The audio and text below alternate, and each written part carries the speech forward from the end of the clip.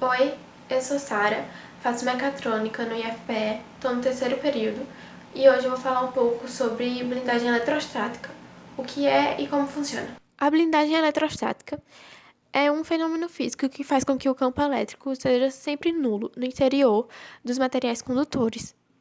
Isso ocorre devido à forma como as cargas elétricas distribuem-se ao longo da superfície dos condutores em equilíbrio eletrostático. Mas por que isso acontece? Na primeira figura, temos um objeto condutor com excesso de cargas positivas. Perceba que as cargas encontram-se espaçadas o mais distante possível umas das outras, devido à repulsão eletrostática, mas também à mobilidade das cargas elétricas nos condutores. Em virtude desses dois fatores, nos materiais condutores, todas as cargas elétricas em excesso sempre ocupam a superfície do material, de modo que não haja desequilíbrio de cargas elétricas no interior do condutor.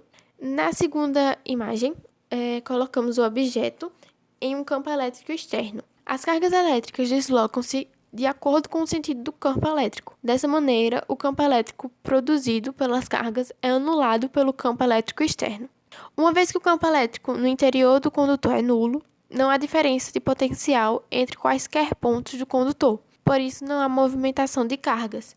Desse modo, quando nos encontramos dentro de algum condutor fechado, ficamos protegidos de interferências elétricas provenientes do meio externo e de ondas eletromagnéticas. Olá, meu nome é Luiz Gabriel, sou aluno de mecatrônica e hoje irei falar um pouco sobre Michael Faraday. A blindagem eletrostática foi descoberta por Michael Faraday no ano de 1936, por meio de um experimento que ficou conhecido como gaiola de Faraday. O experimento consistia em uma gaiola metálica fechada que recebia intensas descargas elétricas, enquanto Faraday permanecia sentado em uma cadeira sem ser afetado pela corrente elétrica. Nascido na Inglaterra, Faraday recebeu pouca educação formal. Aos 14 anos, começou a trabalhar com encadernação de livros e, durante um período de 7 anos, pôde ler vários exemplares. Interessou-se principalmente em artigos sobre eletricidade. Dentre as descobertas e contribuições de Faraday, podemos destacar que ele criou a noção de campo elétrico e magnético, estabeleceu uma relação entre campo elétrico e magnético, descobriu o fenômeno de indução eletromagnética responsável pelo funcionamento dos motores elétricos e transformadores. Oi, meu nome é Júlia, eu sou de Meca 3 e hoje eu vou falar sobre as aplicações da blindagem eletrostática. Esse fenômeno é muito utilizado para proteger equipamentos que não podem ser submetidos a influências elétricas externas, como é o caso de aparelhos eletrônicos.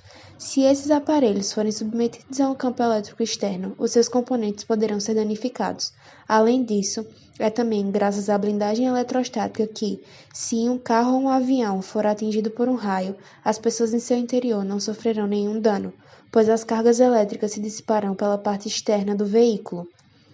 Outro exemplo onde a gaiola de Faraday é usada, mas não é proposital, é em um túnel, feito para passagem de rodovias. Um celular geralmente não funciona com facilidade ou até mesmo não funciona no interior de um túnel, pois as ondas não conseguem passar pela malha metálica aplicada entre o concreto para sustentação. Olá, sou Gabriel Abner, aluno de Meca 3. Estou aqui para apresentar um experimento sobre blindagem eletrostática. Vou utilizar papel picado, uma peneira metálica, uma peneira comum de plástico e uma bexiga de festa. Nessa parte é a bexiga que eu eletrizei por meio de atrito com cabelo para atrair os papéis, que são atraídos por terem carga neutra. Ao contrário do anterior, esse processo não ocorre, pois a peneira metálica é usada como uma gaiola de Faraday, pois faz com que o campo eletromagnético fique nulo ao distribuir as cargas uniformemente e impeça qualquer efeito de eletricidade. E ao retirá-la, o processo volta a ocorrer normalmente.